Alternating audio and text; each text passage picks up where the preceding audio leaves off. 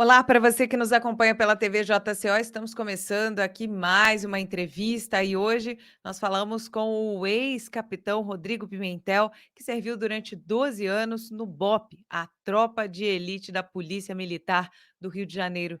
Tudo bem? Tudo ótimo, Andréia. Boa noite. Obrigado pelo convite, viu? Uma honra estar falando contigo, tá? Perfeito, prazer todo nosso. Quero saber o seguinte, posso chamar o senhor de capitão? Você, por gentileza. Ok. Em uma de suas palestras, você comentou que o lema do BOPE não é missão dada, é missão cumprida, né? É vá e vença. Revendo a sua trajetória, você pode dizer que foi e venceu? Olha, eu estou E aí perseguindo ainda a vitória, viu? Porque a guerra é uma guerra sem trégua que não termina nunca.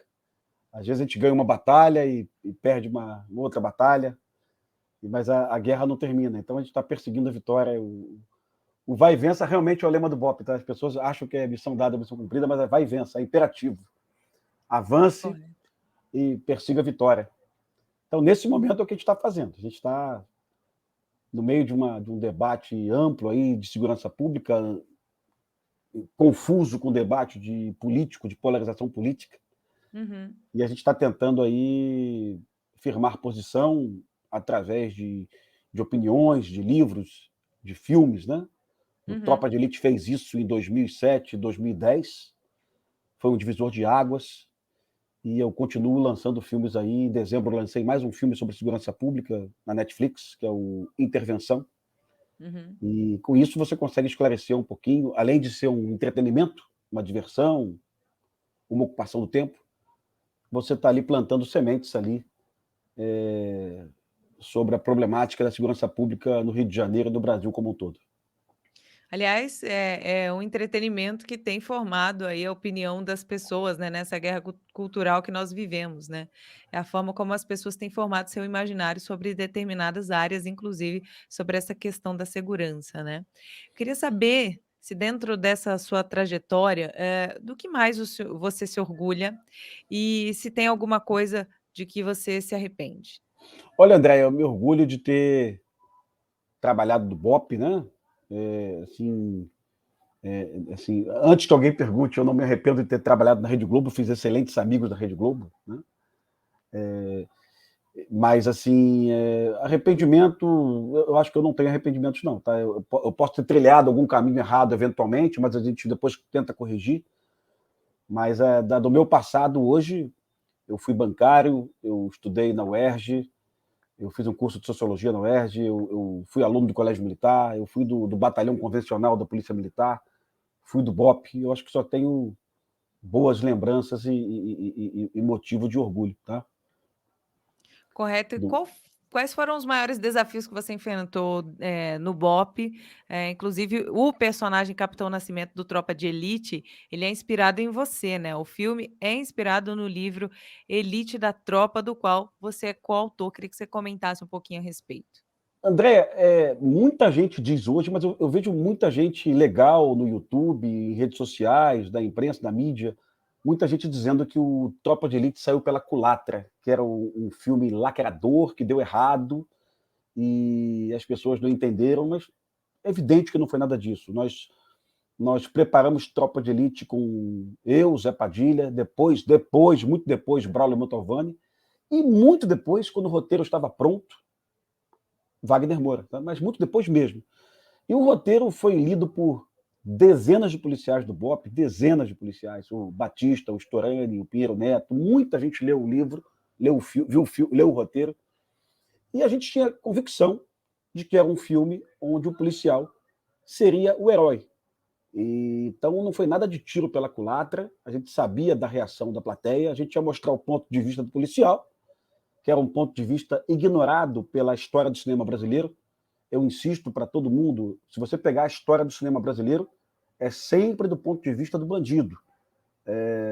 Cidade de Deus, Pichote, Carandiru, Lúcio Flávio, Passadeira da Agonia, Meu Nome Não é Johnny, recentemente Matsunaga, o próprio Lula, Filho do Brasil, né? Sempre você vê no ponto de vista do bandido, do criminoso. Aí você lança um filme absolutamente inovador, bem parecido com o que é produzido em Hollywood, onde o policial é o herói, né? Onde os valores não estão invertidos. Isso é um sucesso. Não tinha como ser um fracasso. Tá? Foi um sucesso de bilheteria e gerou reflexão, gerou debates e gerou mudança, porque muita gente percebeu que qual era a problemática da guerra das drogas. É tão interessante lembrar disso. Eu dizia há algumas semanas, alguns amigos, que ONGs de esquerda no Rio de Janeiro tentaram, judicialmente, censurar o filme Tropa de Elite. Eles alegavam que o filme fazia apologia à tortura. Olha que interessante. Quem defende a censura, normalmente também defende a tortura, né? Então, é uma loucura alguém querer censurar uma obra artística. Né? Evidente que ninguém assistiu Tropa de Elite e saiu dali doido para bater em ninguém. Né? Não era esse o propósito. Mas é um filme diferenciado que gerou debate, reflexão e mudança, pode ter certeza disso. Muita gente começou a pensar um pouco mais, refletir sobre segurança pública no Brasil. Muita gente fez opção pela carreira policial depois que viu o filme. Eu ia em debates em universidades, públicas ou privadas, eu escutava muito, mas muito mesmo de alunos, olha, eu parei de fumar maconha depois que eu vi Tropa de Elite. Eu falei, mas por quê? Porque eu percebi que maconha era vendida por pessoas que matam pessoas. O cara precisou assistir um filme para entender isso, o que é tão óbvio. Né? Todo vendedor de maconha no Brasil disputa território. E se ele disputa território, ele mata pessoas. Então, todo usuário de maconha, sim, é responsável pela violência no país. Pode até não assumir isso, pode até não ter coragem moral de assumir, mas é responsável, sim. É uma das mazelas do Brasil. São várias mazelas, essa é uma delas. Tá? Quem vota errado também mata gente, quem é corrupto também mata gente, mas quem fuma maconha também, compra maconha de traficantes armados, também mata gente. Tá? E as pessoas tinham vergonha, ou então não tinham capacidade de entender isso. Então, E o é filme é incrível. um baita motivo de orgulho para mim. Sim, você está falando aí sobre essa importância do entretenimento, né, o quanto mexeu com várias pessoas, e a gente vê hoje, artistas que têm milhões de seguidores aí defendendo a legalização, da maconha, né, como algo positivo, né, como a comercial mesmo, né, terrível isso. O Andréia, pode até parecer assim, as pessoas podem achar que eu tô doido, que eu vou em duas frentes distintas. A minha opinião pessoal, em função da minha experiência como policial, de entrar na favela, de combater o tráfico, a minha opinião pessoal é que o Brasil deveria copiar modelos de estados americanos e tornar a maconha acessível em farmácias, sim, sabe? Essa é a minha opinião pessoal. No entanto, sendo proibida e sendo vendida por assassinos, é nossa obrigação condenar o uso e condenar quem usa, tá? Então, assim, ao mesmo tempo que eu digo, olha, poderia ser liberado, eu acho interessante a gente promover esse debate.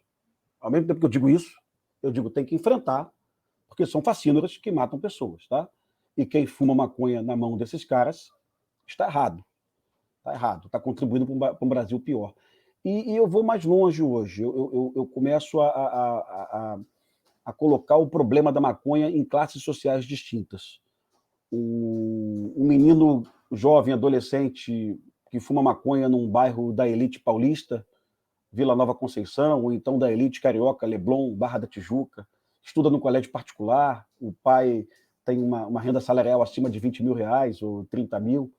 Esse pai vai pegar o filho, vai colocar no avião, vai mandar para o intercâmbio na Austrália, nos Estados Unidos, no Canadá. Esse pai vai achar que é um problema menor, e isso vai passar, daqui a 2 anos meu filho vai perder o interesse por essa maconha. Mas para um pai ou uma mãe, normalmente uma mãe, tá? Que o pai é ausente, um pai ou uma mãe de comunidade, carente, de periferia, esse filho sempre vai faltar aula, esse filho vai abandonar o emprego, esse filho eventualmente vai praticar furtos para poder comprar mais maconha. Então, a maconha para classe média alta ou para classe alta pode não impactar, mas para o pobre de periferia vai transformar a vida daquela família numa tragédia. O pobre, ele é conservador, ele não gosta de preguiçoso, ele gosta que o filho acorde cedo, vai estudar e vai para o trabalho. Ele não quer ver o filho na cama até 2 da tarde, numa ressaca ali de uma maconha, faltando aula, sendo reprovado na escola no final do ano em função do baixo rendimento provocado pelo vício. Então, a maconha atinge de forma diferenciada classes sociais distintas, isso é fato. Então, eu digo para os amigos: olha, se você acha que a maconha não causa nenhum problema para a tua família no Leblon, na Barra, não pense que é igual para uma família de periferia em qualquer cidade do Brasil. Tá? É bem diferente. Essa família sofre muito e, normalmente, quase 100% das vezes, essa família não quer ver o filho envolvido com maconha, ou mesmo com álcool, ou com qualquer outra droga, né? Então, assim, quando eu vejo algum ator global, meu amigo, tem que liberar, tem que liberar. Calma aí, meu filho. Tem certeza que isso vai promover o bem do país, sabe? Tem certeza? Você fuma sua maconha aí no final de semana na sua casa, segunda-feira você acorda às 10h30 da manhã, vai para o seu trabalho, e o pobre, que vai faltar aula, que vai abandonar a escola, que vai perder o ano letivo. Será que o impacto é igual? Com certeza não é bem pior. Tá? Eu queria saber o que te levou a pedir baixa da Polícia Militar, né? Havia uma insatisfação pela forma como a segurança pública é conduzida no estado do Rio de Janeiro?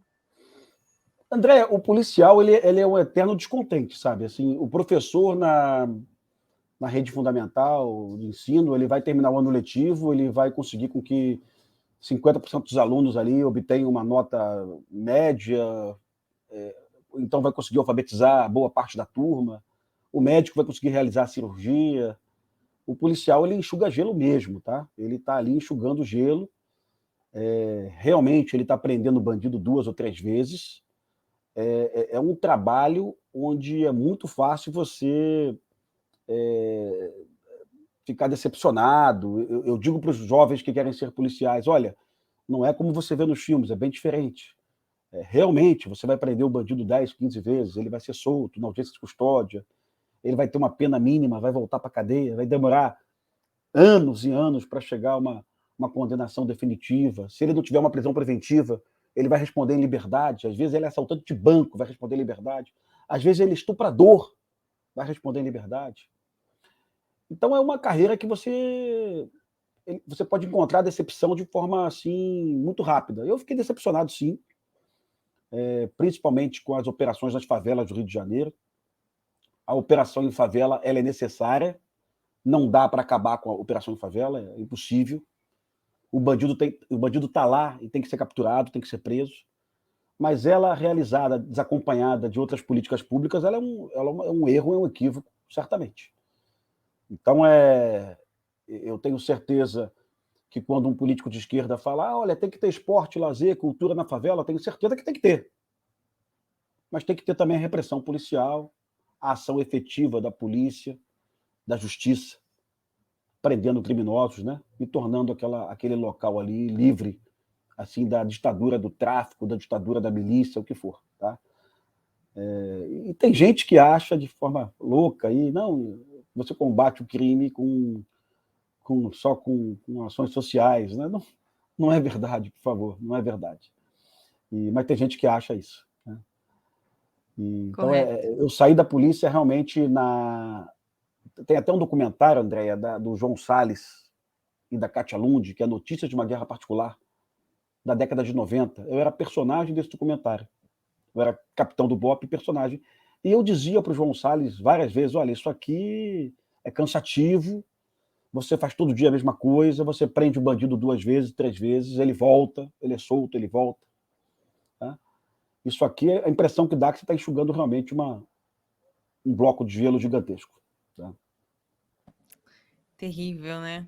Eu queria Terrível. saber o seguinte: existe solução para a criminalidade que avança no Rio de Janeiro? As facções de traficantes que dividem o controle de cerca de 1.500 favelas do Rio de Janeiro já somam mais de 50.000 criminosos muito bem armados e mais numerosos que a Polícia Militar do Estado, com 44.000 policiais. A estimativa do Exército de Bandidos é do promotor de justiça Marcelo Rocha Monteiro. Então Meu queria amigo saber aí, Marcelo, existe aliás, solução para aliás, um isso? promotor aliado da polícia, viu? Não são todos, Aham. tá? Muitos Sim. parecem que jogam no time do outro lado, parecem, tá? Mas o Marcelo é um promotor assim, estudioso, preocupado com as decisões, preocupado com as denúncias e preocupado em entender a dinâmica da violência urbana do Brasil e do Rio de Janeiro. Poucos promotores estão preocupados com a dinâmica. Mas vamos lá. Poucos promotores e juízes também.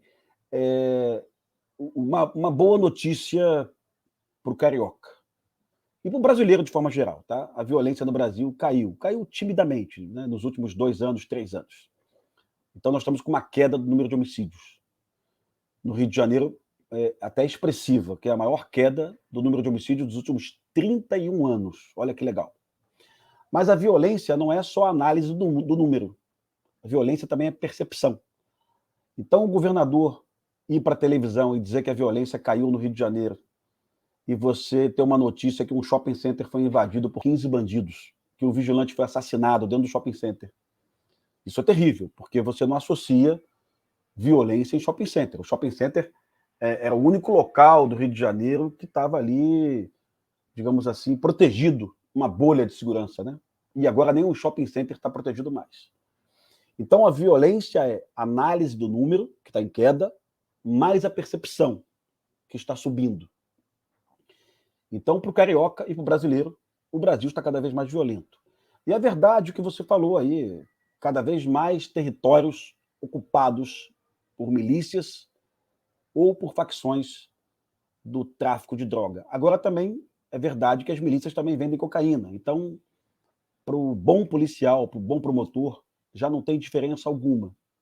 São narcomilícias, narcotraficantes, todos ocupam territórios, todos matam moradores, todos matam policiais, todos ocupam espaço, todos estabelecem uma ditadura do território e todos devem ser enfrentados. Não tem melhor ou pior. Há alguns anos, alguns políticos entendiam que a milícia era um mal pior, cascata. Eu igualo, todo mundo igual. Todos são assassinos facínoras. O miliciano que invade a sua casa e te obriga a você comprar um bujão de gás superfaturado, ele é igualzinho o traficante que vende cocaína na porta da sua casa. Não tem diferença nenhuma. Tá? É que, infelizmente, o carioca não sabe o que é o Estado presente.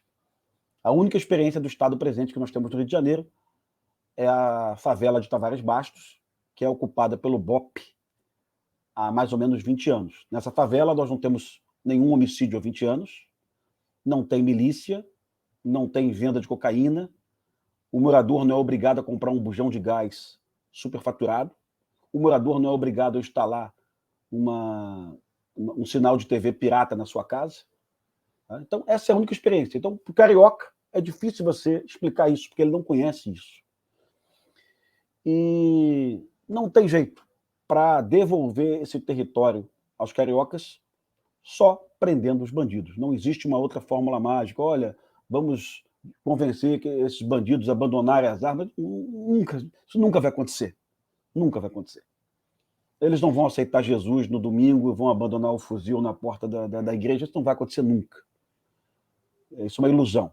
Então, só com força policial, só com operação policial. Muita gente diz assim, mas com inteligência. Essa é a maior mentira repetida pela imprensa brasileira nos últimos 10 anos. A operação de inteligência é para buscar dados. Depois que você obtém o dado, você tem que realizar a operação. Então não existe prender o bandido com inteligência. Existe prender o bandido com força policial, sabe? Então depois que você identificou a casa, o paiol das armas, o local onde a cocaína está escondida, o local onde a liderança está escondida, o bunker do líder, você tem que ir lá e prendê-lo. E para prendê-lo, tem que montar uma operação com 200 policiais, com um carro blindado, com helicópteros, com fuzis. A não ser que a sociedade brasileira, não o STF, o STF não tem nada a ver com isso. Não é nem para ele se meter nisso aí. Isso é problema do Poder Executivo, dos governantes que foram eleitos com voto direto. Tá? A não ser que a sociedade brasileira faça uma escolha. A gente não quer mais saber de repressão. Aí, tudo certo. Mas a sociedade brasileira não fez essa escolha. A sociedade Sim. brasileira elegeu governadores que comunicaram à população, em 2018, a disposição para enfrentar esse problema usando força policial. Sim. Uma onda de conservadorismo, talvez, mas quem disse paz e amor, deixa isso para lá, não foi eleito. Quem disse vamos para cima, vamos prendê-los, essas pessoas foram eleitas. Tá? Então, quando o PSB, o partido PSB, vai ao STF proibir as operações policiais, um partido que perdeu nas urnas, ele não tem legitimidade para ir lá no STF obstacular operações policiais. É competência do governador, ele que manda na polícia. É isso que diz o artigo 144 da Constituição Federal. A polícia ostensiva, a polícia militar, a polícia judiciária, a polícia civil, elas estão ali subordinadas ao governador do Estado. E o governador do Estado estabelece a política pública de enfrentamento à violência. Não é o STF que faz isso. O STF é uma corte que não serve para isso. Mas, infelizmente, o STF brasileiro, ao longo da pandemia, proibiu, e a palavra é essa mesmo, a gente não pode mudar a palavra para um sinônimo mais bonitinho, proibiu operações policiais. E com isso, Comando Vermelho, ADA, Terceiro Comando, milícias, com isso, essas organizações criminosas, sabendo que não vai ter repressão, vão expandir seu território. E vão invadir mais comunidades, invadir ruas e subjugar cada vez mais brasileiros, mais cariocas, a ditadura do tráfico ou a ditadura da milícia. E a polícia está imobilizada. É verdade. É verdade. A verdade é essa e ponto final. Eu até converso, às vezes, com os políticos do PSB que fizeram esse pedido, né? Alguns são meus amigos, eu converso com todos eles. Ah, Pimentel, o propósito não era proibir a operação policial, era normatizar a operação policial. Não, não. Não vem com essa. A decisão do STF proibiu. E ponto final. Na prática, hoje, se um motoboy que teve sua moto roubada, a moto essa, o instrumento de trabalho do motoboy, com que ele paga o aluguel dele, com que ele compra o bujão de gás, que ele compra o arroz, o feijão. O motoboy hoje é o herói da pandemia, ele deixou nossas casas abastecidas, né, durante a pandemia. Então, só numa única empresa de motoboy são 250 mil pessoas trabalhando no Brasil, numa única empresa, na maior do setor. 250 mil empregos gerados.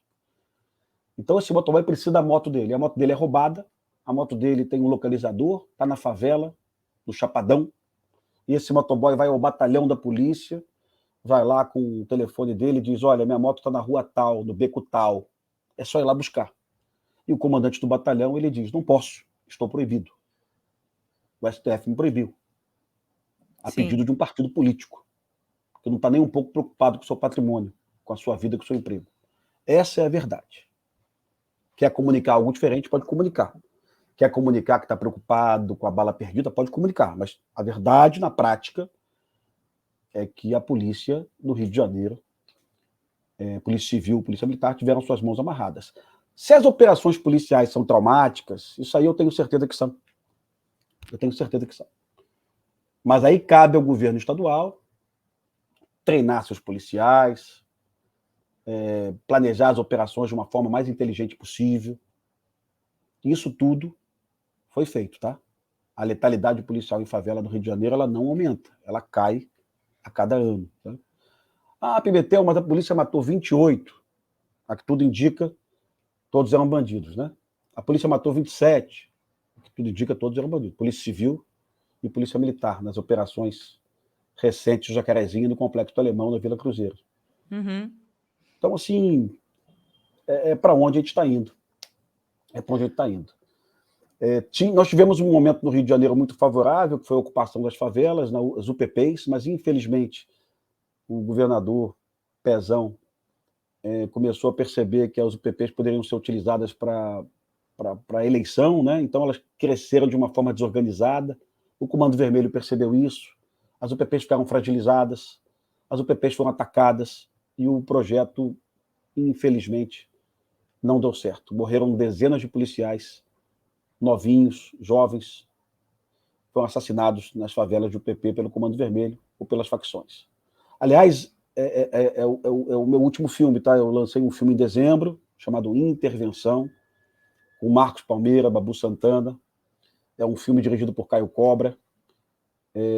O roteirista comigo é Gustavo de Almeida, um excelente jornalista, conhece muito de segurança pública. E nós lançamos esse filme, Netflix, ficamos em top 2 em dezembro, com orgulho. E esse filme conta um pouco da dificuldade de ser policial no Rio de Janeiro. Não fez sucesso de Tropa de Elite, também não tinha a pretensão de ser um Tropa de Elite 3, não era essa a pretensão, mas era mais um filme esclarecedor sobre violência urbana, sobre segurança pública. E olha que interessante, no filme a gente não fala de cocaína e maconha, tá? Eu falo somente de roubo de carga e de contrabando de cigarro. O Comando Vermelho, em algumas favelas do Rio de Janeiro, ele não vende mais cocaína. Ele vive exclusivamente do roubo de carga. Ou então, da venda de cigarros do Paraguai. Então, se no Tropa de Elite 1 houve um questionamento, puxa vida, se eu fumo maconha, eu estou contribuindo para a violência. Eu espero que haja um questionamento. Se eu fumo cigarro paraguaio, eu estou contribuindo para a violência também. Porque esse cigarro é vendido por uma facção criminosa. O cigarro paraguaio é vendido pelo PCC, pelo ADA, pelo Terceiro Comando.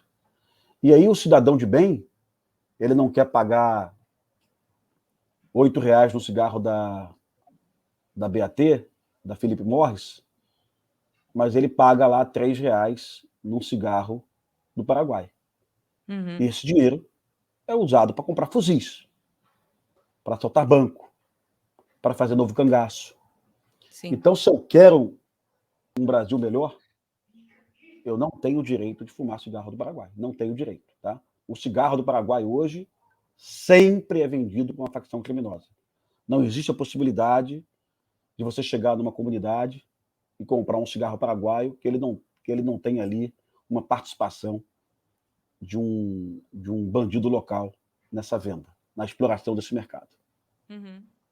Correto. O senhor citou aqui o procurador de justiça Marcelo Rocha Monteiro, né, como uma exceção aí, não são todos os membros do judiciário que dão esse suporte à polícia, né, que tem esse entendimento de segurança pública. O senhor falou sobre essa questão do STF, que proibiu as operações nas favelas do Rio de Janeiro, né, e a gente fica se perguntando, o senhor falou também do partido político, né, envolvido aí nessa Sim? situação, a gente fica se perguntando a quem parte do judiciário, né, essas pessoas que não são a favor da polícia, a quem essa parte serve, assim como esses políticos, né, de que lado eles estão. Não parece que é do lado do povo, né? Afinal, juízes e políticos andam de carro blindado, com escolta armada, alguns nunca pisaram na favela, não sabem a realidade do pobre, né, no dia a dia. Enfim, enquanto isso, o cidadão não pode se defender e a única instrução que ele tem é: não reaja. Ou seja, o bandido sabe que você não está armado, que você não vai reagir também. Se reagir, a culpa é sua que reagiu. André, sabe que eu acho, às vezes, que não é maldade, às vezes eu acho que é um desconhecimento mesmo, por falta do que você falou. Não andou de ônibus, não foi assaltado num ônibus na periferia, não ficou num ponto de ônibus 5 da manhã e foi assaltado com um fuzil, como acontece no Rio de Janeiro. Então tem uma visão deturpada de como as coisas funcionam, né? Tem uma visão muito humanista, às vezes. Eu vejo fragmentos, tá? Eu não vejo o contexto inteiro, mas eu vejo fragmentos do Freixo num discurso dizendo cadeia não resolve, cadeia não resolve, cadeia não resolve. Tá? Pode ser até que esteja retirado do contexto, tá? Mas vamos lá. Se cadeia não resolve, por que ela prendeu o Daniel Silveira? Se cadeia não resolve, o que fazer com anestesista que estuprou uma senhorita na mesa de parto? O que fazer? O que fazer com o assassino do vereador, do guarda municipal de Foz do Iguaçu, que estava lá na festa e foi baleado? O que fazer? Se cadeia não resolve, o que fazer? Ou então a cadeia não resolve para situações específicas que eles colocam. Então, assim, cadeia resolve sim. Cadeia resolve. Eu tenho que prender o assassino do petista, eu tenho que prender o médico anestesista. Cadeia resolve. Cadeia resolve. Então vamos falar a verdade. Vamos falar a verdade, porque eles acham que cadeia só no caso do Daniel Silveira que resolve. Ou então só no caso do assassino do petista. Não, cadeia resolve. Temos que prender, pô. Temos que prender. Dessa forma que os Estados Unidos conseguiu, na década de 90, reduzir a criminalidade. Tá? Não tem razão para que eu não prenda uma pessoa que roubou o celular de uma dona de casa, de um trabalhador no ponto de ônibus. Não tem razão. Não tem razão para eu entender que um crime contra o patrimônio é um crime menor. Os brasileiros dependem dos seus telefones celulares hoje para suas atividades comerciais, econômicas. O carpinteiro, ele vai organizar o trabalho dele com uma agenda com o celular, o cliente dele. A diarista, a mesma coisa. Tá? Então, quem rouba o celular tem que ser preso, pô. Ponto final. Não tem razão para achar que não tem que ser preso. Então, me parece que esses políticos de esquerda vivem em outro planeta, sabe? Me parece que eles... Ou então na conveniência deles, né? Os mesmos que dizem que cadeia não resolve, querem a prisão do Daniel Silveira. Os mesmos que dizem que cadeia não resolve, querem a prisão do assassino do guarda municipal lá de Foz do Iguaçu. Então, tá rolando aí uma certa hipocrisia, sabe? Uma vez aqui no Rio de Janeiro, teve um policial militar, um fato muito conhecido no Rio, o policial militar estava descansando na viatura no bairro da Lagoa, no local chamado Fonte da Saudade. E esse policial militar, por volta de 1 da manhã, foi metralhado pelo Comando Vermelho, uma covardia incrível. Aliás, 2 policiais militares mortos na viatura, uma covardia. E para você chegar ao assassino dos policiais, você tinha que ter uma medida de quebra de sigilo telefônico das antenas de celulares da região, porque certamente os assassinos passaram pelaquela região. Mas para isso, você precisava violar a privacidade de pelo menos 1.000 pessoas, 2.000 pessoas, 3.000 pessoas. E o entendimento do juiz na época foi de que isso aí não era constitucional, que isso aí seria um absurdo, porque você ia violar a privacidade de milhares de pessoas para achar o assassino. Então, o juiz não deu lá autorização para essa quebra de sigilo. E anos depois, a Marielle foi assassinada. E a autorização foi dada. Eu acho que a autorização tinha que ser dada nas 2 situações, para achar o assassino dos policiais e para achar o assassino da Marielle. Tá? Mas tem gente que acha que é só para Marielle. Não, tem que ter as 2 situações. Tá? A lei tem que perseguir o bandido, tem que, eventualmente, direitos garantidos individuais tem que ser passado para você prender o bandido. Mas a esquerda não acha assim, ela só acha assim quando é conveniente. Tá? Ela só pensa assim quando é conveniente. A Então, ferramenta eu política. gostaria muito de um dia perguntar para o Molon, para o Freixo, que eu gosto dos dois, viu? O que fazer com o motorista, motoboy, que vai ao batalhão dizendo, ó, roubaram minha moto, ela está aqui na favela tal. O que eu falo para um rapaz desse? O que eu digo para ele? Olha, o STF proibiu e você vai ficar sem a sua moto. É isso? O que dizer para uma dona de casa, vítima de uma violência doméstica, que ela liga para o 90? Acontece muito, viu? Muito mais do que a gente imagina. Muito mais que 10 vezes por semana, mas muito mais mesmo. A dona de casa liga, olha, meu marido está me batendo, eu estou na favela tal. Ocorre que para entrar nessa favela, eu tenho que montar uma operação policial. É impossível entrar na favela com 8 homens. Você vai entrar na favela com 25, 30, 40 homens. Então é uma operação policial. O que dizer para essa senhorita? Olha, eu não vou aí te salvar, não, porque o PSB provocou uma decisão, uma DPF 635 da STF, e os ministros da corte, lá da Suprema Corte, quase que por unanimidade, proibiram as operações em favela no Rio de Janeiro. Então, a senhora vai continuar aí apanhando do seu marido. Agora, se a senhora morasse no Leblon, Ipanema, na Tijuca ou no Meier, a polícia ia lá te resgatar. Porque, para o STF, quem mora no Ipanema, Leblon, Meyer, na Barra, é cidadão. Mas quem mora na favela não é cidadão, não tem direito à polícia. Isso, na prática, é o que provoca a decisão formulada pelo Molon e pelo Freixo, né? O Freixo não estava no PSB na época, o Freixo estava no PSOL ainda, se eu não me engano, mas formulada pelo PSB. Tá? Uhum. Então isso tem que ser discutido. Isso tem que ser Sim. discutido. Isso tem que ser trazido à tona realmente. O que desejava o PSB quando provocou um pedido lá de proibição das operações das favelas do Rio de Janeiro? O que desejava? Que os bandidos tivessem um espaço lá de proteção? E vamos lá, foi o que aconteceu. Bandidos de Belém, pelo menos 15, que estavam sendo procurados no Pará, vieram para o Rio de Janeiro. Porque eles sabem que aqui no Rio de Janeiro eles estão protegidos nas favelas. Aí assaltaram o shopping center, Village Mall, e mataram um vigilante. Olha a consequência das decisões equivocadas de quem não conhece o que está acontecendo. Sim. Tá? Repetindo, Andréia, que eu tenho certeza que a operação policial é traumática, tá? E eu tenho certeza de que alguns comandantes alguns delegados, alguns comandantes dos batalhões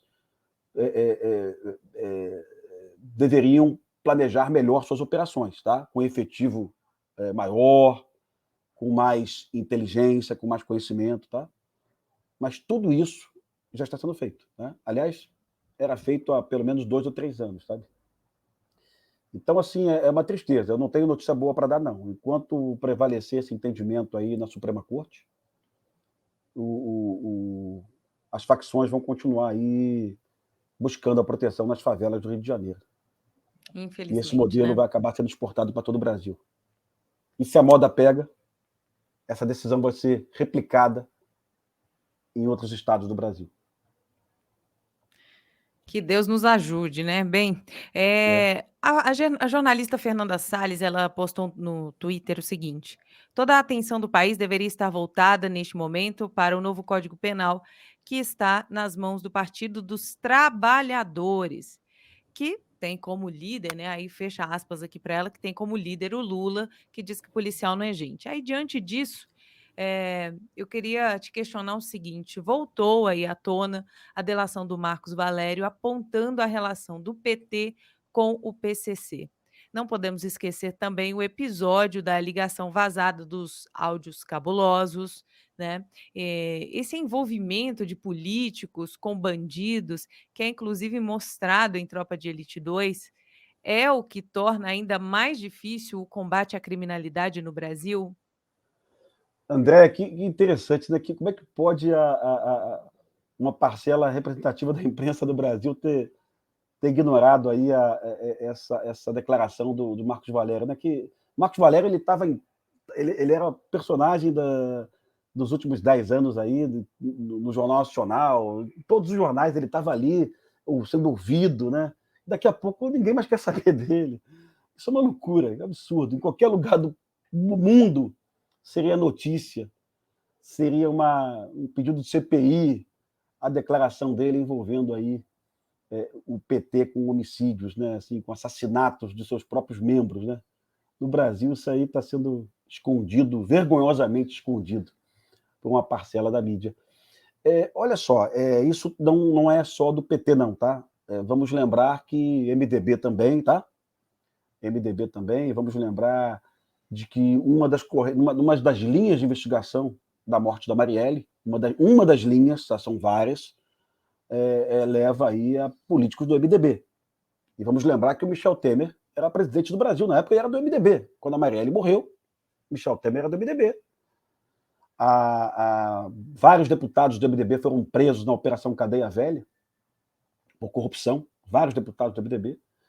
E o PSOL do Rio de Janeiro, ele teve um papel importante nas investigações da Operação Cadeia Velha.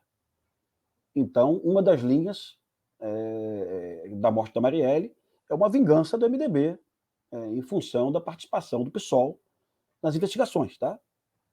Não tenho certeza se isso é verdade, né? Tampouco a polícia, porque ela caminha em várias frentes, mas isso foi uma das possibilidades que foram colocadas, inclusive, na imprensa. E uma das linhas de investigação da própria Polícia Civil do Rio de Janeiro e do Ministério Público também. Né? Então, assim, não é só o PT, tá? Não é só o PT, MDB e diversos outros partidos políticos aí.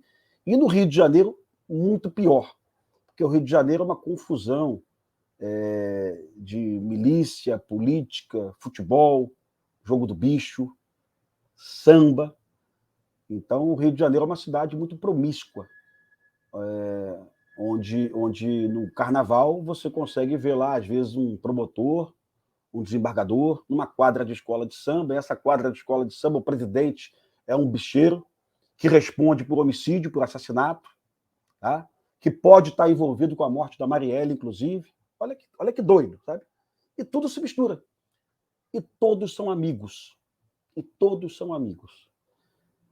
Então, assim, é uma hipocrisia muito grande no Rio de Janeiro as pessoas reclamarem da violência e baterem no peito e falando com orgulho, eu sou amigo do bicheiro tal, eu sou amigo do presidente da escola de samba tal. Tu tá maluco, cara? Esse cara é um mafioso. Esse cara mandou matar pessoas. Esse cara financia políticos corruptos. Esse cara financia campanhas políticas com caixa 2. Esse cara disputa território. Mas ele é presidente da escola de samba. Dane-se, porra. Ele é um bandido. E essa aproximação no Rio de Janeiro, ela é geral. Ela é geral. Você lembra aí que um expoente da Rede Globo, o Boni Pai, ele era amigo do Castor de Andrade. Ele não tinha nenhuma vergonha de falar isso. E o Castor de Andrade foi preso. Tá? Pela juíza Denise Frossar, que depois foi ameaçada de morte. A juíza Denise Frossar é uma heroína, corajosa, enfrentou os bicheiros. E o bicheiro era amigo, íntimo, do diretor da Globo, do todo poderoso diretor da Globo. Então isso tem que ser falado. Essa é uma verdade do Rio de Janeiro. As pessoas do Rio de Janeiro que condenam a violência, artistas, intelectuais, jogadores de futebol, atrizes da Rede Globo, jornalistas, promotores, juízes, alguns policiais. Essas pessoas se promiscuíram com assassinos no mundo do samba. E não querem abandonar essas relações. Não querem abandonar essas relações. Querem condenar a violência, mas não querem abandonar essas relações. Querem condenar a violência, mas não querem abandonar essas relações. Essa é a verdade. E não tem jeito. É uma cidade onde o crime está dessa forma, infiltrado nas relações sociais e culturais da cidade. Tá? E alguma vez, em 40 anos, a Globo fez um meia-culpa. Recentemente, um documentário maravilhoso da Globoplay, muito bom, chamado Castor. O documentário termina com a Fátima Bernardes sentada com o Castor de Andrade, conversando de uma forma muito íntima. Né? Aí você percebia nesse documentário o grau de aproximação da Liesa, da Liga das Escolas de Samba, que é uma organização de fachada do jogo do bicho, que são os donos das maquininhas, que são assassinos, que corrompem policiais, que corrompem políticos, que mandam matar, com o mundo do samba. Se a gente não enxergar o Rio de Janeiro dessa forma, qualquer visão diferente dessa é uma visão cínica do que é o Rio de Janeiro e das dificuldades de você colocar a segurança pública aqui para andar. É uma cidade, é um estado onde 6 governadores foram presos. E é possível que mais governadores sejam presos nos próximos anos. É bem possível, tá? O atual governador, que pode ser reeleito, está sendo investigado. Teria recebido, supostamente, uma mochila com 100 mil reais. Está sendo investigado, o atual governador do Rio. O que substituiu o Witzel, que foi cassado. Então, essa é o nosso estado, infelizmente, o Rio de Janeiro é assim. Agora, felizmente, o Brasil não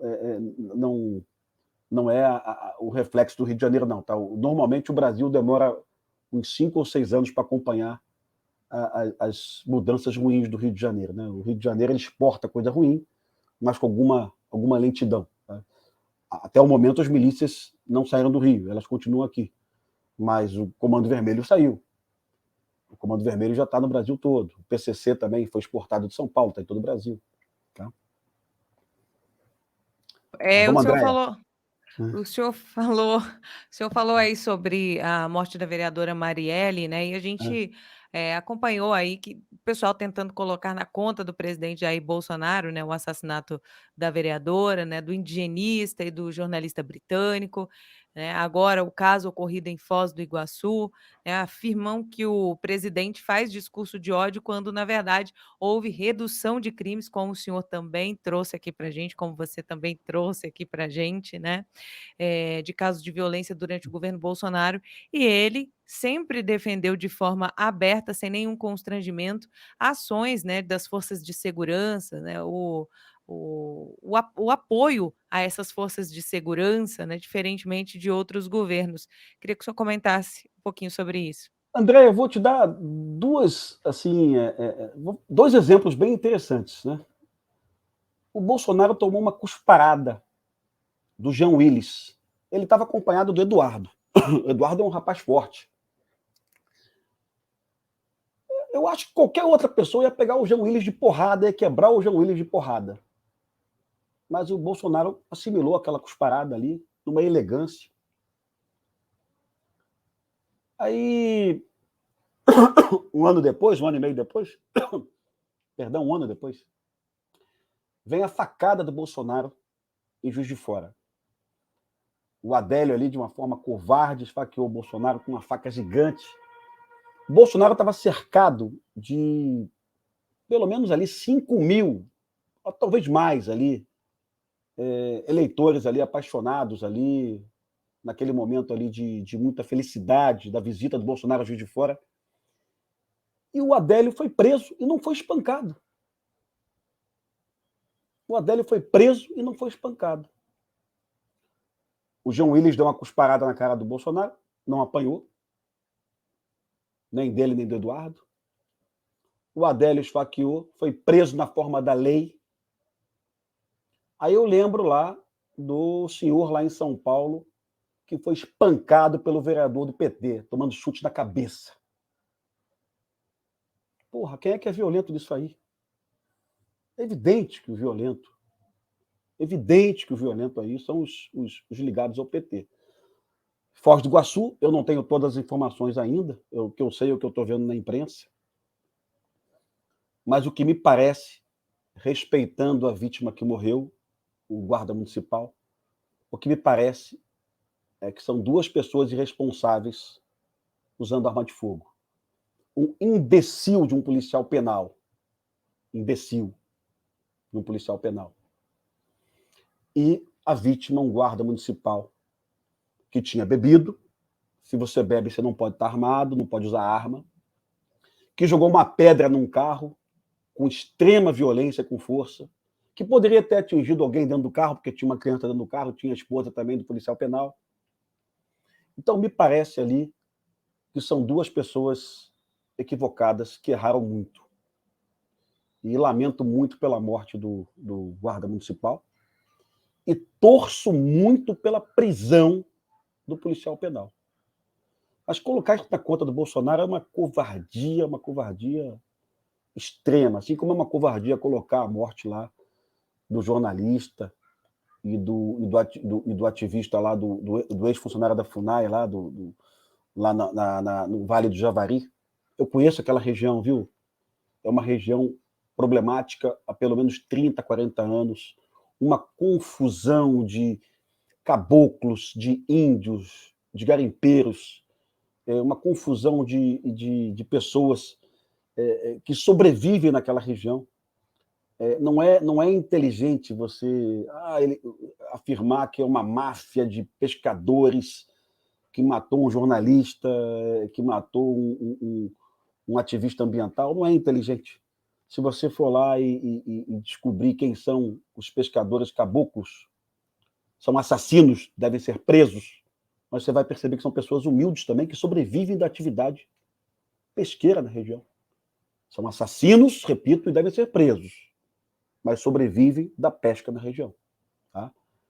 Então, além da prisão, que a gente fala aqui o tempo todo, alguma ação efetiva lá de presença do Estado, gerando emprego para essas pessoas, gerando atividade, definindo exatamente onde você pode realizar o extrativismo, o garimpo, onde você pode realizar a pesca.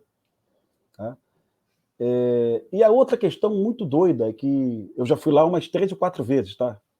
Eu vejo colegas da Globo falando daquela região com uma propriedade e eu tenho certeza que ninguém foi lá.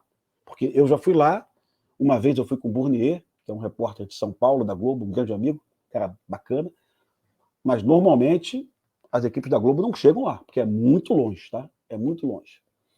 Só naquela região de São Gabriel da Cachoeira, do entorno, que é um pouco acima do Vale do Javari, sobrevivem 34 nações indígenas, tá?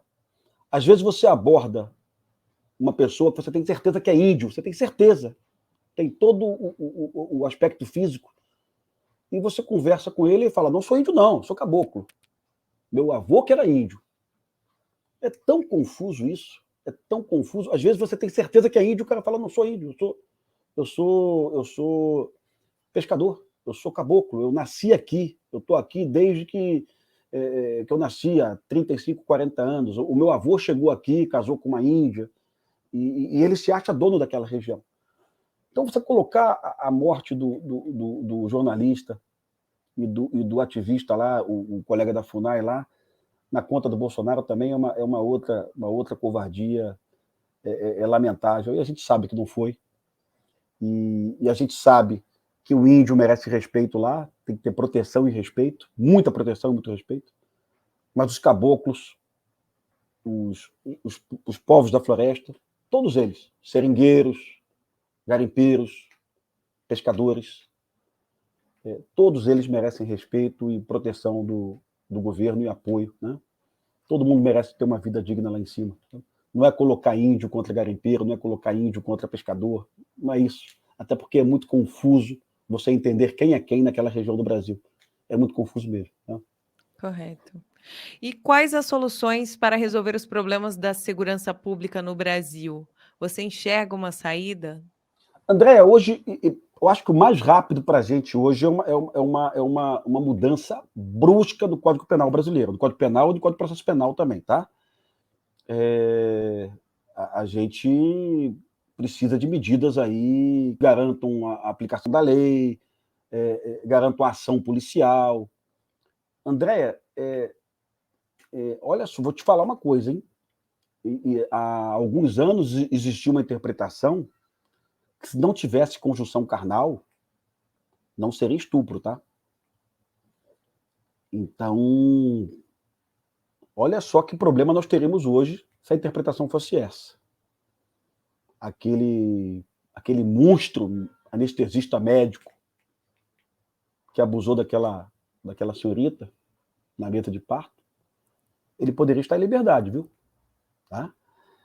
E se você não tivesse também ali uma ferramenta da prisão preventiva, para garantir aí a prisão dele antes do julgamento, ele poderia estar em liberdade também.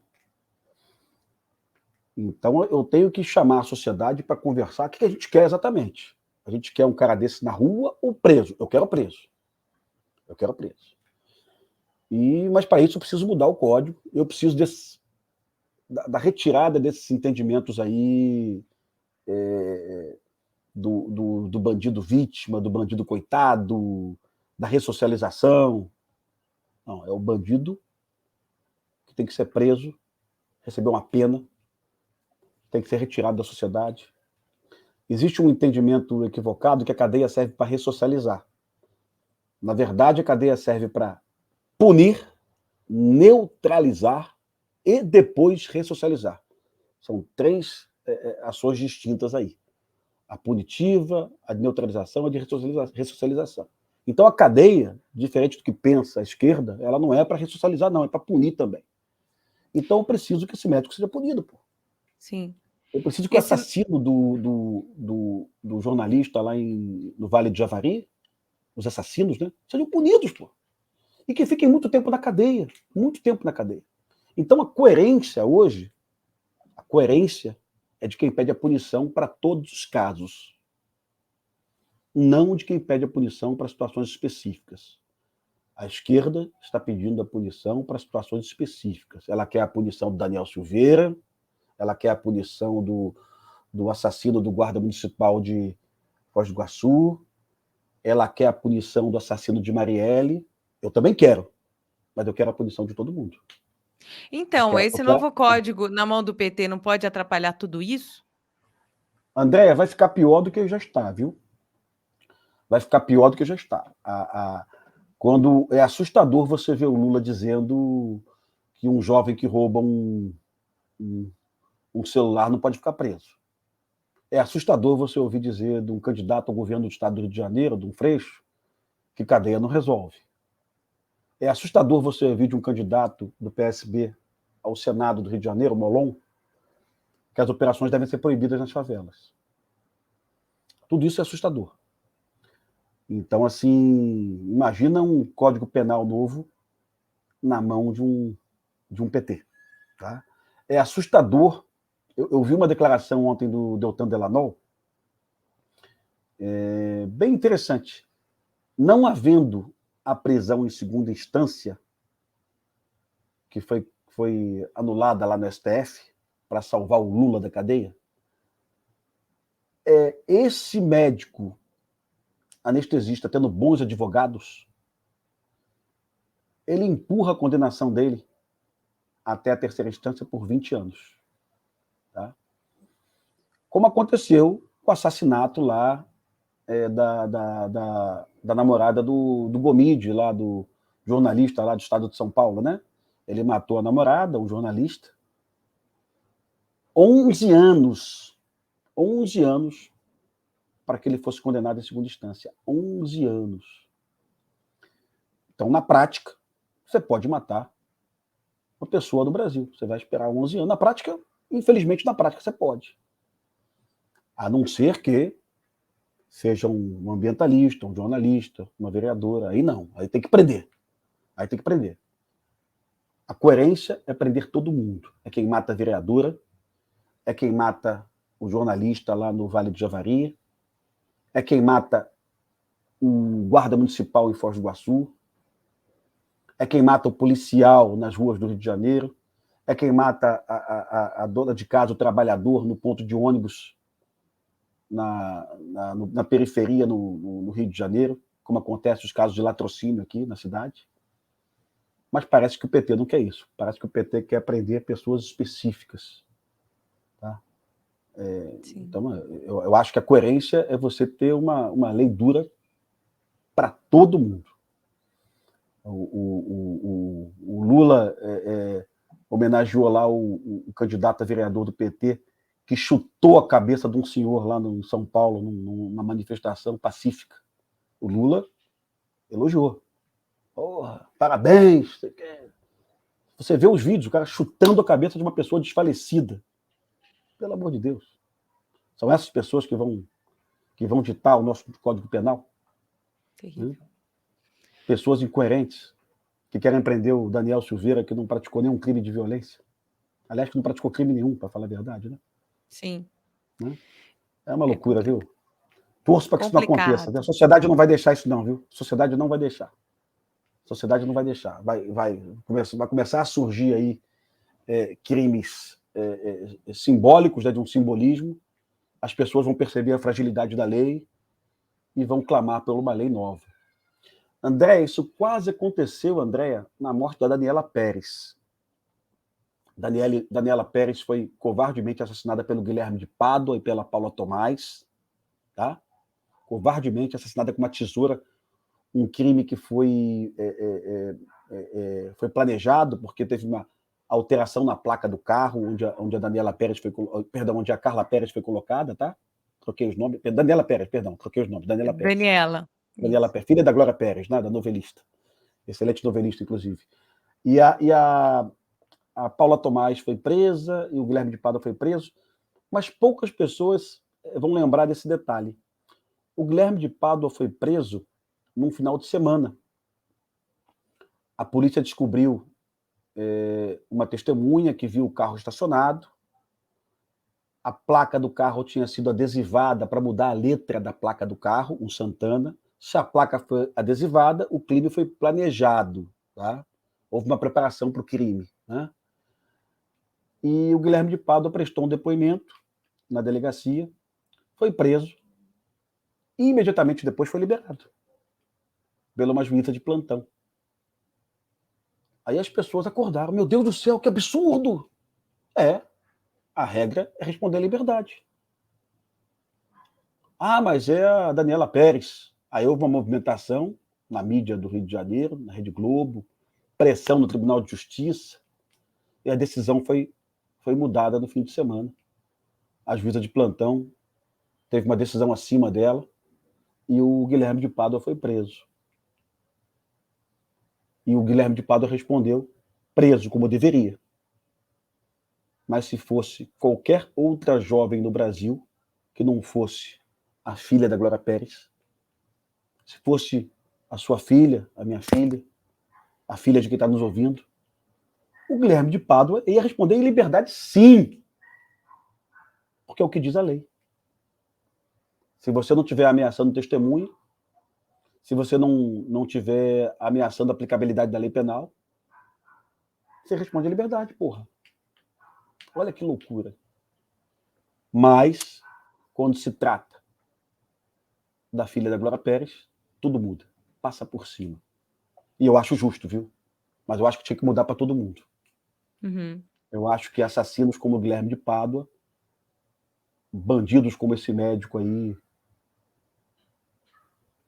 anestesista, né? Sei lá o nome dele, Uhum. também não quero saber.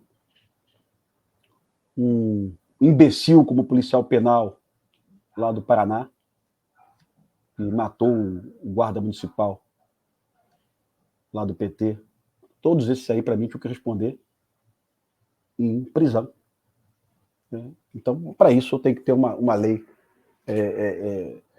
mais severa. E espero que a reforma do Código Penal venha nesse sentido, viu?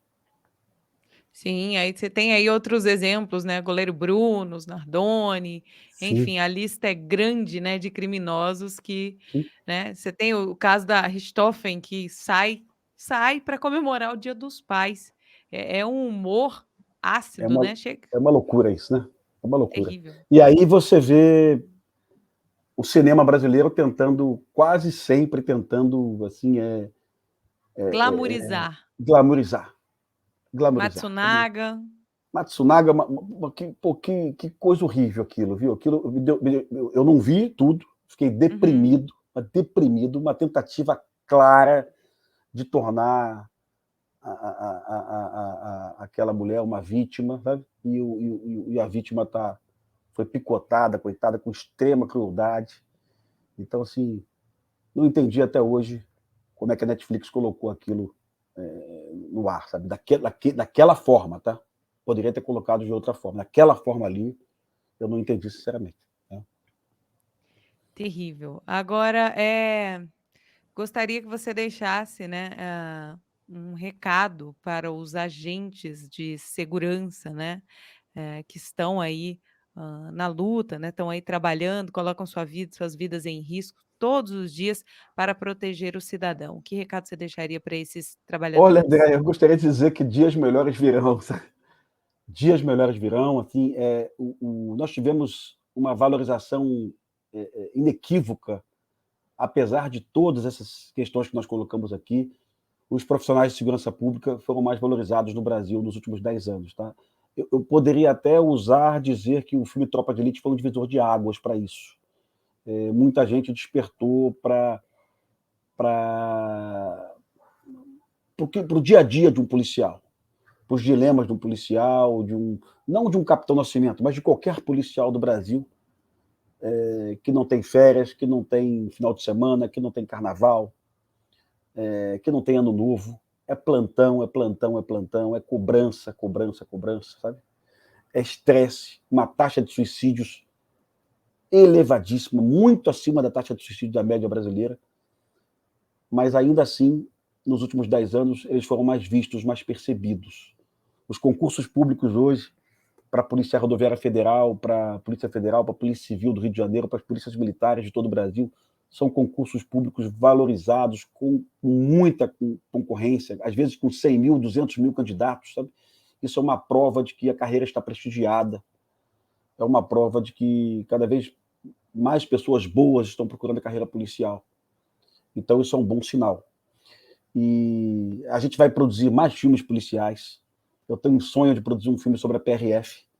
É uma polícia que, olha que interessante, a PRF ela é uma polícia que está na rodovia salvando vidas, ela está realizando operação policial de combate à pedofilia, à exploração sexual, a crimes ambientais, e além disso, está nas favelas do Rio de Janeiro combatendo narcotráfico. Além disso.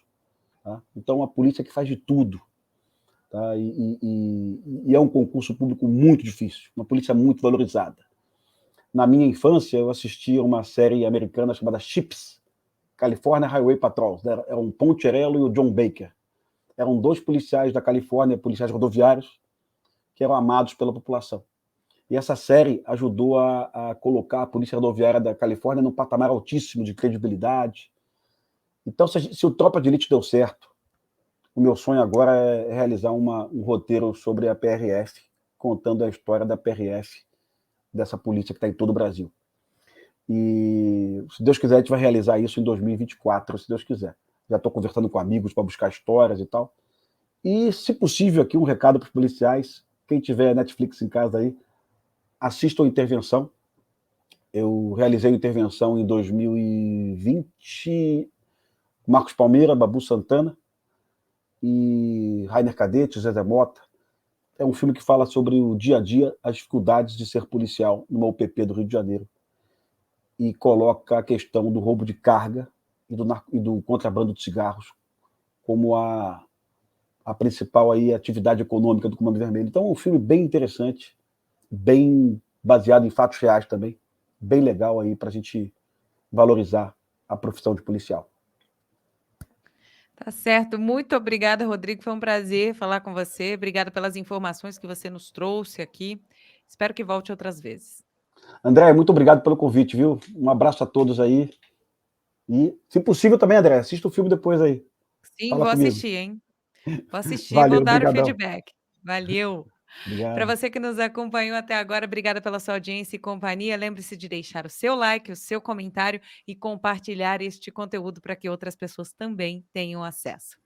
De Brasília, André Luiza Matias.